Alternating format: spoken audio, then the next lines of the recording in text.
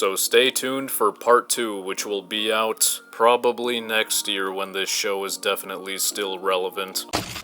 Past me was so wrong about getting this video done in 2023, but about this show being irrelevant... How right you are.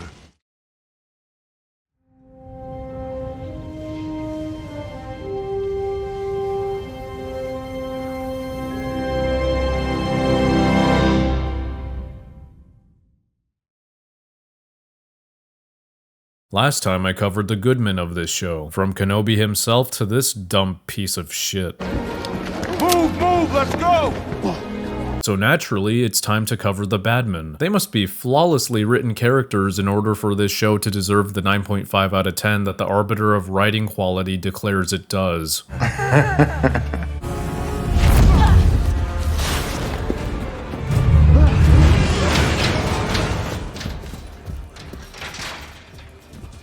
So, the Inquisitors just allowed Nari to run away. Look how much distance he's able to make before the Inquisitors start going after him. Umbrella Hat was doing nothing that whole time, and Egghead wasn't doing anything once he pushed Reva off to the side. After walking a little, they just stopped pursuing him when he's right in front of them. Egghead needs to interrogate him for more information on hidden Jedi, and Reva was just hellbent on killing him. But they do nothing. This isn't done on purpose, like to track Nari to lead them right to Kenobi. Otherwise, Kenobi would have been busted at their meeting at night. It blows my mind that we got drawn-out chase sequences with Leia that should have ended in a few seconds, and yet there is no chase after Nari. Also, why does Reva want to insta-kill Nari? I'm aware she's trigger happy because the show keeps telling me that. You are reckless. You are too impulsive.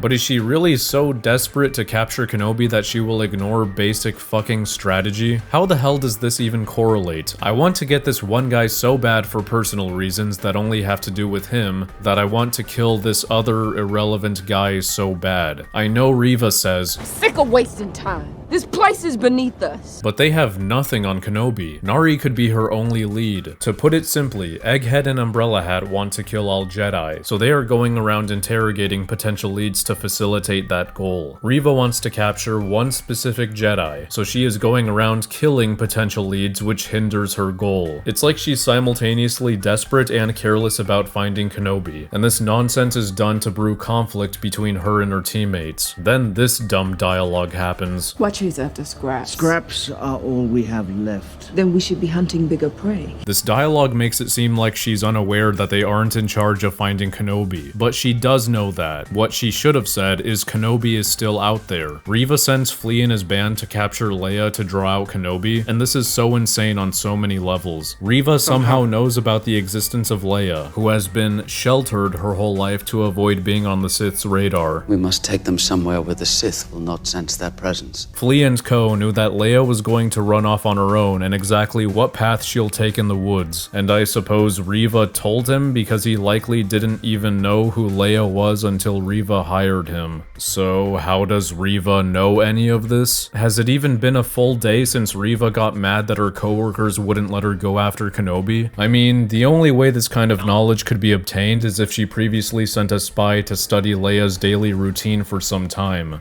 So... when did that happen? It is of no concern. So Reva's grand master plan was to kidnap a senator's daughter simply because he used to have a connection with Kenobi 10 years ago before the Republic even became the Empire, in hopes that they would still have that connection even though it's illegal for bail, in hopes he would be stupid enough to ask Kenobi to rescue her, and in hopes that Kenobi would be stupid enough to accept, instead of sending the more effective and less risky resources at his disposal. I feel like characters foolishly compromising their identities is a common occurrence in the media I cover. Kenobi is obviously no exception. But you don't have to be a wanted fugitive or famous superhero to have threats after your personal info. AT&T actually had a recent data leak of over 73 million accounts on the dark web, and even though they stepped in and reset their customers' passwords, vigilant account and credit monitoring is still recommended in case identity fraud happens as a result. Securing yourself can be done in a breeze with Oracle Aura, the sponsor of this video. Aura is handy in protecting yourself from hackers like the ones from this AT&T fiasco who might use your info to try and access social media accounts, bank accounts, any account that is only meant for your control. But Aura isn't only for notifying you of potential identity breaches. It also shows you which data brokers are exposing your contact information and automatically submits opt-out requests on your behalf. You could put an end to that fat junk folder in your email account from accumulating nonsense and stop getting those random calls from some foreign robot lady yapping about who knows what. It's really easy to set up. You get many things like VPN, password management, antivirus, parental controls, identity theft insurance, and more, all in one place at one price. If you don't want to pull a Kenobi and instead step up your privacy game, you can go to aura.com/madvocate to start your 2-week free trial. The link is also in the description. Okay, I have to address the two Inquisitor brothers. These guys are so fucking funny. You know who we are. The Jedi Code is like an itch. He cannot help it. So he steps in and saves your saloon. There's a Jedi hiding on this planet. We need to know where he is. Stand down, third sister. Now! What is it you think you will gain by capturing him? And you did this without informing me? You left me no choice. She thinks she will gain favor by capturing Kenobi. Whatever power you are craving, it will not change what you are. All the power in the world can't mask the stench beneath. Kenobi is the last ember of a dying age. Extinguish him. Consider it done. That seat is mine, not yours. I am the next in line. You spoke to him yourself. I will get what I deserve, third sister. And so will you. He destroyed the probe. Signal came through before impact. I'll inform Lord Vader. He's already been informed. He was most appreciative. I've been really trying. He said not to engage, but to sweep the town, search for others. Hello. Revenge does wonders for the will to live, don't you think? Goodbye. I love these guys. Their acting and demeanor are actually consistent with the clown writing of this show. Reva showboats for no fucking reason on the rooftops, performing tricks that seem to just slow her down. Like when she decides to backflip off of this beam as it's falling, which seems counterintuitive, and I don't get why she didn't front flip instead. Or when she does this? What? Why didn't you just hop on or over these pipes? You're basically a fucking Sith apprentice. You're telling me you can't jump over this? No one is watching you, honey. You don't have to look cool. After Reva fails to capture Kenobi, she goes to the remaining two Inquisitors to give orders. And she says she can cause Vader gave her permission. And they just believe her, despite knowing she did things behind their backs on Dayu to the disapproval of Egghead, and just not liking her in general. Once Reva successfully captures Leia, she doesn't check any of her pockets, once again leaving Lola in there. Reva immediately finds Helpful Lady's intel sus, straight up tells her she's probably lying and the reason why, and Reva just doesn't use the Force to read her mind and confirm her suspicions, ultimately wasting time she could have used to get back to torture Leia and run into Kenobi. Good job. We should probably discuss what Reva's motivation to capture Kenobi at any cost is now that I've reached episode 5, and she spills some of the most baffling dialogue in the show. So Reva was one of the younglings at the Jedi Temple the day Order 66 happened. Her friends were mowed down by Vader, who then stabbed her through the torso. When he left, I played dead. And then, this is the last thing she says about her experience that day. Hid with the bodies. Felt them go cold.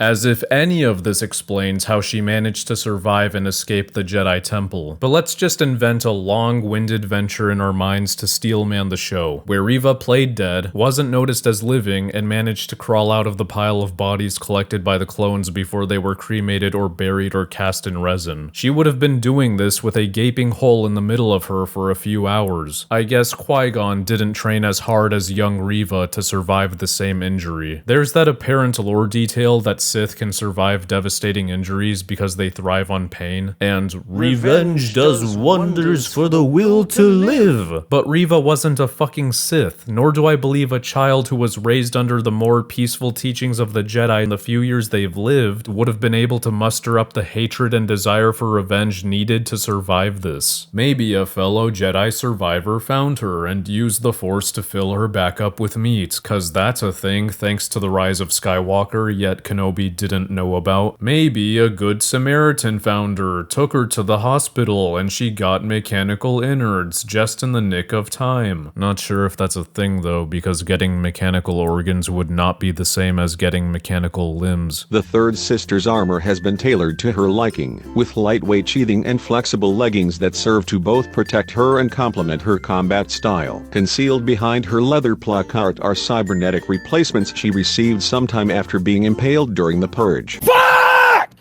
God damn it! Bottom line is, there are some important details that are obviously skipped over so Reva can exist and this can be her story, but these weak-ass Steelman attempts ain't enough for me to buy it. Weren't people saying Egghead survived this because his species canonically have 2 stomachs, or did I dream that?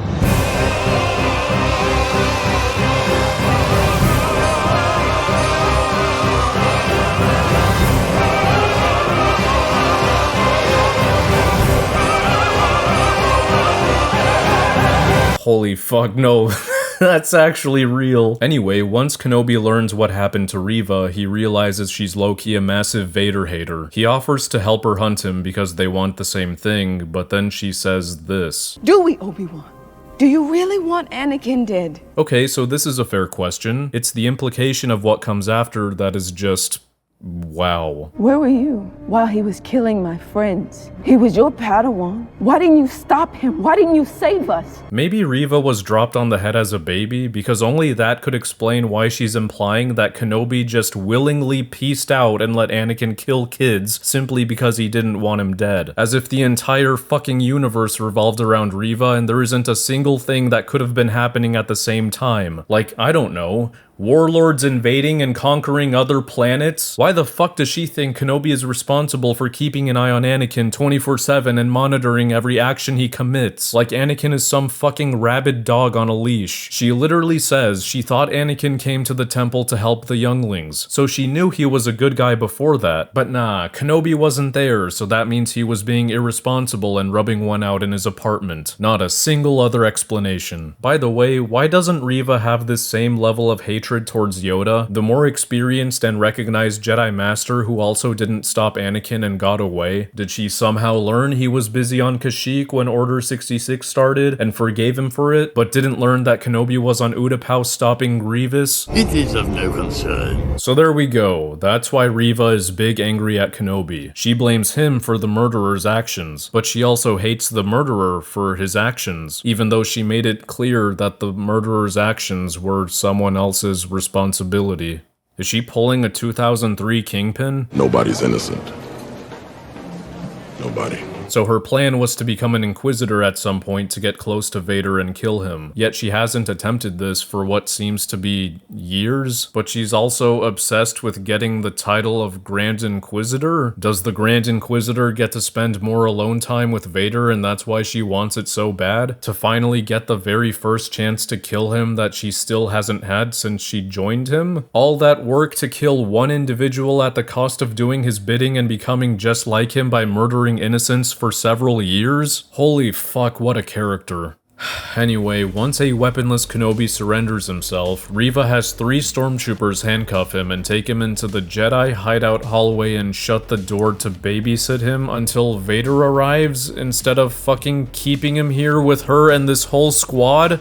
Why? Is she paranoid he's gonna pull a mind trick or something on them? Obviously not, cause it's beyond idiotic to make it easier for him to influence everyone in the room with him. But then again, this is the Kenobi show we're talking about, the serious production parentheses not parody that fails to account for things that fucking comedies do. And don't bother taking over my mind. If you do, Captain Kisno has orders to shoot me. If you take over Captain Kisno's mind, Lieutenant Groit has orders to shoot him. If you take over Lieutenant Groit's mind, Sergeant York will shoot Captain Kisno, Lieutenant Groit, and myself, along with these 3 soldiers. Each man has a designated target in the squad. And no, don't tell me trapping Kenobi in the hallway was part of their secret plan to kill Vader. Cause not only is there nothing to imply they had an unspoken agreement on this, but Kenobi literally escapes. How the fuck is Vader supposed to only see him so that Reva can backstab him if Kenobi isn't fucking there? What makes you think he won't see it coming? Because all he'll see is me. Bye, bitch! And no times 2. Don't tell me Kenobi escaping was part of Reva's plan, because she still wants revenge on him after this episode. Is it as simple as she doesn't want to talk to Kenobi anymore? Then just go chill out away from him and tell him to shut up or he'll be shot. There's no goddamn point to this other than to allow Kenobi to fight off the troopers and escape back to the rebels for the plot. Reva decides to go for the kill on Vader when he was just silently standing alone with no distractions, aka the worst possible time to sneak up on a Force user, instead of going with him to bring in Kenobi and then killing him while he was distracted by Kenobi like Kenobi fucking suggested. What makes you think he won't see it coming? Because all he'll see is me. To make matters worse, Vader force-pulling the ship was the prime opportunity to kill him, but Reva decided to show up once it was all over, cause big brain. And then she pulls a bigger brain by yelling as she goes to strike him, giving away her position and intention. Why go for a strike in the first place and not simply point the lightsaber hilt at him when you're close enough and turn it on? There is so much more movement required for the strike. Vader can feel that shit. Not to mention she chose to turn it on before swinging it instead of the moment it would make contact. Vader can hear that shit. So yeah, Reva's assassination attempt fails because she's a fucking embarrassment. She turns on the holoprojector that dipshit Haja left behind on purpose. Move, let's go! And all she hears are these words from Bale's message. It's found. If he's learned of the children, and Tatooine, Owen, help the boy. From these few words, Reva conjures up an entirely new mission for herself. Kill this random boy that's related to this farmer she met in episode 1. Speaking of which, if only she had read Owen's mind when she had a feeling he was lying about not knowing a Jedi, instead of throwing a hissy fit and threatening everyone, she would have instantly discovered Kenobi was in the same area as her right then and there. Tell me where the Jedi— But oh well, guess she only remembered she has that power when she confronted Haja and Leia. So she wants to kill some kid to get back at Kenobi, I suppose. The guy who just offered his help to take out Vader, but she decided to be a fucking moron and go for the kill at the worst possible time by herself. Okay. The final episode then begins with Reva on Tatooine. Okay, Mr. Ryder, did you forget that the rebel hideout was essentially 2 giant craters connected by a tunnel and was completely evacuated, ships included, at the end of episode 5? You can't just pull a Dark Knight Rises and make the person dragging themselves on the ground with no resources travel an astronomical distance with no explanation. They couldn't even bother showing her miraculously finding a ship, flying through space on a ship, or landing on Tatooine on a ship. Nothing. She's just immediately walking on Tatooine amongst its civilians. Don't fucking tell me Vader willingly left her ship behind after stabbing her in a way he knows she survived as a kid. And don't tell me they decided to leave it up to the audience to create their own headcanon to save time or money. This is a Disney Plus show. They can make their episodes however long they want. And don't tell me they wanted to be conservative with their budget when there are 2 fucking Leia chase sequences. And if it weren't for this miraculous off-screen trip, Reva dies here. The entire fight with the Lars and threatening of Luke Skywalker doesn't happen, and the pathetic redemption that Reva goes through doesn't happen. You really love the boy. Like he's your own. Wait a minute. Hold up. Does she know?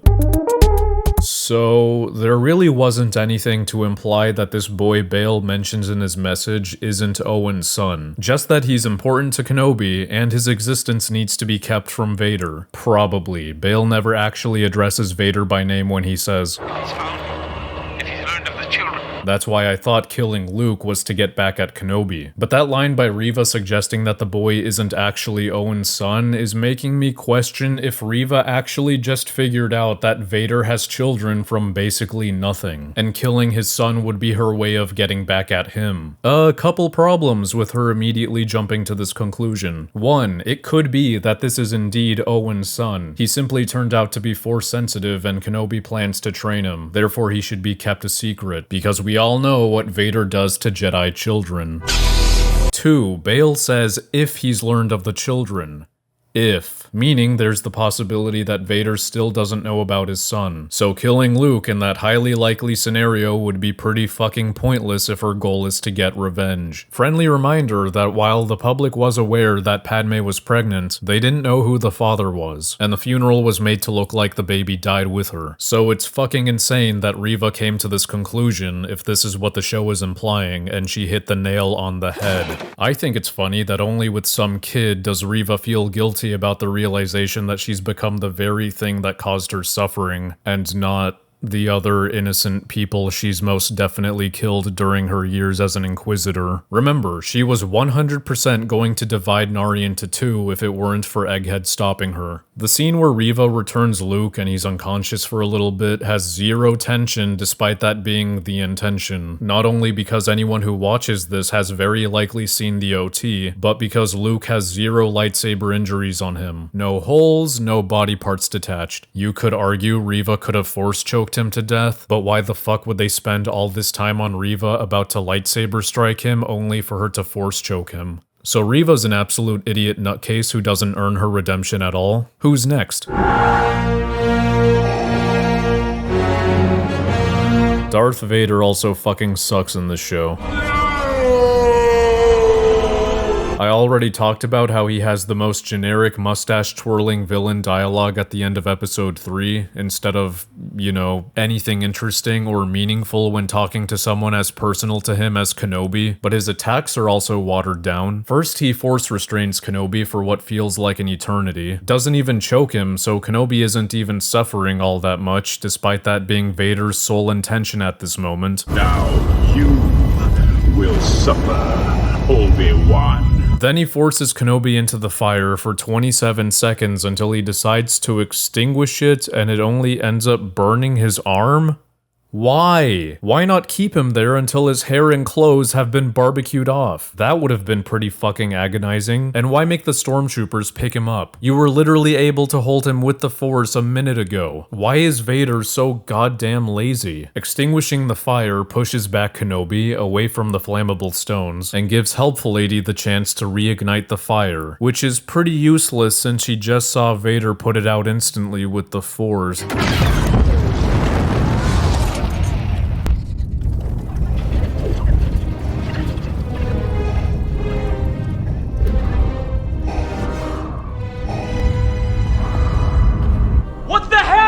Why didn't you put out the fire again, you stupid fuck? Why didn't you fucking force pull the droid or crush him into junkyard scraps? Do you actually not want Kenobi anymore? Maybe. This episode had 4 writers and a director, and none of them realized Vader pulls a CW flash? Fuck all this bullshit, what the fuck? Vader never once asks or mentions anything that would prompt any of the Inquisitors to mention that Kenobi is traveling with a little girl. Nor does Reva bring her up to explain why Kenobi was flushed out of hiding to begin with. Like, he has no context for why Kenobi would go out of his way to infiltrate their underwater base after successfully escaping Mapuzo. To Vader, this would make absolutely no sense. He also doesn't ask Reva for elaboration when she says she put a tracker on Kenobi, when she's referring to turning Lola into a tracker. He just takes her word for it. Had Vader asked Reva for anything substantive about Reva's actions, it would have exposed the Organas as traitors for knowing an active fugitive's hideout and keeping in touch with him, as well as put himself one step closer to finding about his daughter. I put a tracker on their ship.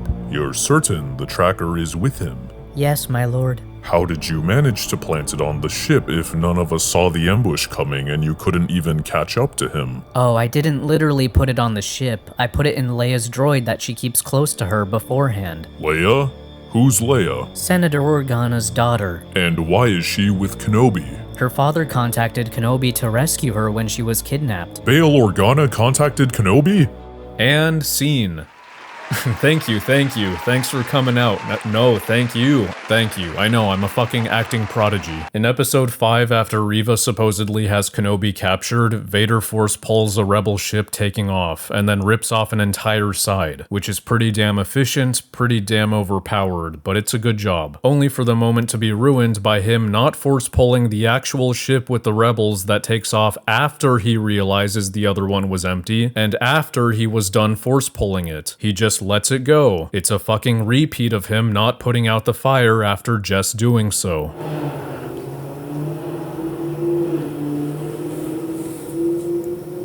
Oh, I didn't know the micro-penis convention was taking place on my fucking street. After Reva's assassination attempt on him fails, Vader just stabs her once, and just leaves it at that, despite knowing she survived this as a goddamn child. Did you really believe I did not see it, youngling? He knows Egghead survived this, yet he thinks this will be enough to kill Reva. Vader knows it won't kill her, he just wants her to suffer. He's petty like that. Then cut off her fucking limbs. He knows how painful that feels. He's allowing a Force user he himself trained and appointed to keep their bodily autonomy when his and the Inquisitors' mission for the past 10 years has been to kill every Force user that isn't their ally. At the beginning of part 6, Kenobi ditches the rebels using an escape pod because he knows Vader will go after him, and this is something I should have criticized Kenobi for, because yes, he will likely go after him, but Vader can simply fly another ship like the shuttle he took to land on Jabim. That way the Star Destroyer can continue hunting down the rebels. That's what happens, right? We cannot prioritize one lone Jedi. He is not just any Jedi. Follow Kenobi. At once, Lord Vader. That's not what happens. I will face him alone. Do you have carbon monoxide flowing through that helmet of yours? If you are taking your shuttle to Kenobi, then why would you stop your men from pursuing the rebels, for fuck's sake? They're just gonna be chilling up here in space the whole time? There's no goddamn point to this other than to give the rebels a chance to escape for the plot. Have you come to destroy me, Obi-Wan? You came to him, motherfucker. What's the matter? Kinda forgot? Your strength has returned, but the weakness still remains. And that is why you will always lose. Your strength has returned, but the weakness still remains. Someone must have thought that was super deep. Even though Kenobi holds his own throughout the final fight, Vader eventually gets the high ground and buries Kenobi in a bunch of rocks. Then he confidently takes the W and leaves without even trying to feel if Kenobi is still alive. He can sense Kenobi hiding in the Falcon from the outside. Surely he can sense he's still living from a few meters away. I mean, sure, even if he wasn't dead, no one would be able to climb out of this. But he knows Kenobi has a strong control over the Force again. He's very likely capable of pushing the rocks off at this point. Yeah. Like that. Vader is arrogant. Vader wants Kenobi dead, like really badly. Wouldn't he make sure he dies before leaving? Is he not aware that he himself is a living example of what can happen if the kill isn't confirmed? Fucking whatever, that's pretty much Vader, a character that should not have been literally present in this show. And finally, we've got the Empire and any Empire affiliates. Let's start with Flea and his gang. Within the first minute of being on screen, they have joined Kenobi and the Inquisitors in the ranks of embarrassingly delayed reaction time by performing a light jog when attempting to catch someone.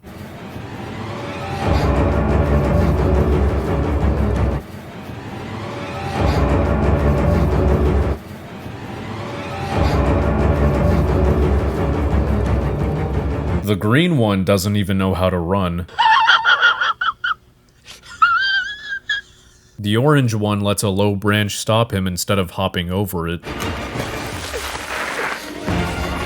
The green one then jogs towards a branch that's chest level from meters away, and doesn't react to it until she's an inch away from it. They could have spent this time on a creative chase sequence between Nari and the Inquisitors, where both sides used the Force on their surroundings to create obstacles, and it could have been actually believable, but then again, I don't know writing. Flea doesn't even check Leia's pockets before tying her to the chair, so Lola was just chilling there the whole time. At least he had a camera in this room, I guess. I'm assuming that's why he walked in, as Lola was saving Leia and seemed to expect it, so +1 point. When Flea and Co have Kenobi pinned, they confiscate his lightsaber from underneath his poncho coat thing, but then they don't pat him down or check any of his pockets for other potential items. If they did, they would have found the bottle of drugs that Randy gave him earlier, and then Kenobi wouldn't have been able to use it against them and escape. I guess they didn't learn their lesson with Leia. Good job. To make matters worse, nobody takes the vial from Kenobi or attacks him when he holds it up in front of his face for a good second to quip. Well, everybody bleeds. One of the bounty hunters that cornered Kenobi on the rooftop just stops existing after Leia jumps off and he goes to save her. Like, Kenobi is behind this thing when that happens, but the hunter could simply just walk over here so it's no longer in the way and shoot him in the back. The stormtroopers that hitch a ride with Freck on Mapuzo say they're moving around looking for a Jedi, and somehow don't immediately recognize Kenobi. Like, this is their current mission, assigned to them by Reva after she failed to catch him on Daiyu, meaning they had to have at least been shown a picture of Kenobi just like the bounty hunters were. Not only that, she would have also mentioned that he's with a little girl. She literally did for the bounty. We had him. Look at this reward. Oh, that's embarrassing. Says he's with the girl. It's her. It's the girl. Just tell us where he is. Then yet the 4 stormtroopers don't think this Kenobi-looking guy wearing Jedi robes accompanied by a little girl fits the bill? Do they not carry around holoprojectors to double-check what he looks like? Then they still don't realize this is Kenobi when he accidentally calls Leia by her real name? Wouldn't her name have also been mentioned to them by Reva? I hope no one tries defending this with, "The stormtroopers don't care enough to be sure," or some shit, because one of them literally gets needlessly aggressive when Kenobi slips up. What are you doing out here? That's a long story. It's a long way. They know what they're doing, Leia. You called her Leia. I thought her name was Luma. Also, these guys pride themselves on always finding fugitives. Oh, no, we'll find them. We always do. So either the stormtroopers are embarrassingly incompetent at this moment and don't have a single holoprojector on them, or Reva didn't show them an image of Kenobi, didn't mention he's in Jedi robes, and didn't mention he's with a girl named Leia. Don't fucking tell me stormtroopers have always been incompetent in Star Wars, and therefore it's okay that these specific ones are too. Context severely matters, and I'm afraid I'm of the belief that media should improve over time and avoid repeating past mistakes. Freck is probably the best character in this episode, since he's actually suspicious of Kenobi from the get-go and even mentions his suspicion to a trooper at the checkpoint. If it weren't for these troopers and the probe droid being fucking blind and missing Kenobi blatantly reaching for his gun, this would have been the end for him. My man was rocking 1 HP though, cause one hit to his bulky neck knocks him out. These troopers don't do nor say anything about Kenobi holding his gun and pointing it upwards. I guess they don't care about possibly being shot at. Out of the way. Is this show so desperate to make the Empire look like assholes that it had a trooper tell someone who is very clearly not in their way to get out of the way? You do realize we already know the Empire are the bad guys based on countless examples we've already seen, right? After Helpful Lady reignites the pool of fire, none of the stormtroopers approach the loader droid rescuing Kenobi. One of them even says, "I can't get through," when any one of them could have just walked around the fucking fire. Why are they treating this pond-sized fire like the Great Wall? One of them claims there's no way around? Did the writers try to gaslight us into thinking this is not taking place in a very open area of desert? The troopers can't even hit the droid because they claim they can't see a thing? when you can see it through the fire from a camera angle much lower from their fucking eye level? What we call a little deceptive editing. If you're gonna tell me it's hard to see out of these helmets, that doesn't make the Empire look any better. That just means these suits are incompetently designed. This stormtrooper just dies after being tossed into water. We hear no struggle, just a little splash.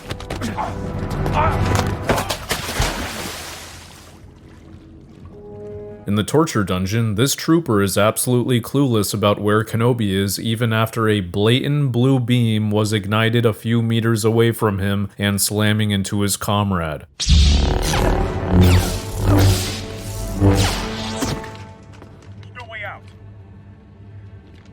Guess it's just that hard to see and hear out of these helmets, because we all know that the ideal 4D chess move is to equip your soldiers with uniforms that hinder their senses. This stormtrooper turns into a bobblehead as his head spins like a poorly programmed ragdoll and his weapon drops from one slap to the helmet. The other one doesn't give a shit that the prisoner broke from his grip and smacked his buddy, so much so that he also discards his weapon upon his helmet getting grabbed.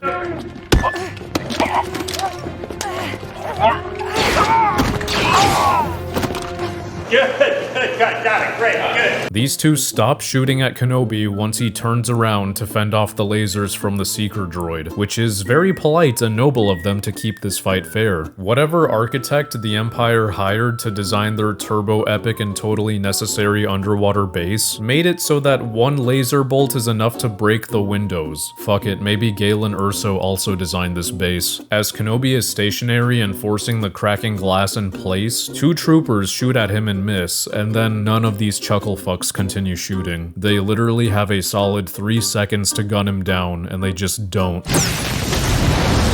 Nobody bats an eye at this.